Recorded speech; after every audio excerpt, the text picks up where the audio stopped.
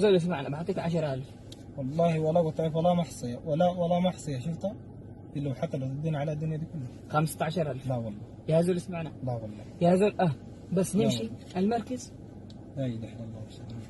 قلت لك يا زول والله. اسمعنا، صلي على النبي، حاول اللهم تفكر. صل على النبي. 15,000 بتعمل لك فيها مشروع بالسودان والله قلت لك لو حتى تديني الدنيا دي كلها انا ما ابي شفت ولا محصية الله أكبر. اسمعنا يا زول، 20,000 بعطيك، ما بزود. سمع اروح خلينا ننزل. اسمع ما بزود، 20,000 يا زول. والله قلت لك لو تديني الدنيا كلها 20,000 والله. بتسوي لك مشروع. صلي والله على النبي، يا زلمة. حاول تفكر في مش فكر عشان اولادك، عشان مش فلوس والله ما تغرني.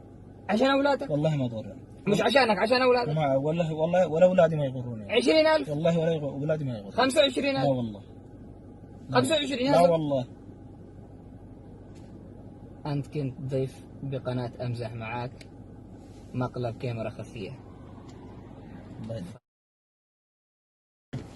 الله يفتح عليك، وأنا أمزح معاك وهذا موية.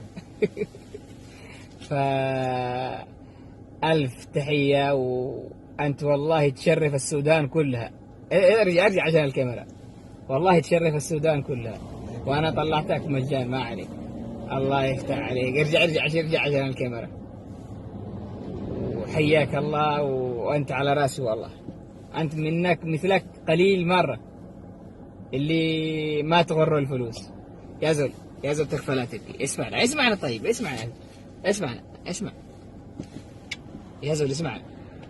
يا زول شوف، مثل المواقف دي يبين منا المؤمن واللي هو ما هو مؤمن.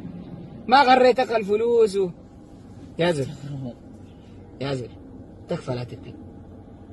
يا زول اسمعنا، تكفى لا تبكي.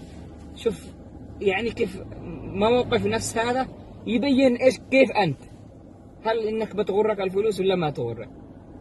فألف شكر لك، واللي رباك واللي أحسن تربيتك على رحمة. إذا هو عاد عايش الله يسعده بالدنيا والآخرة.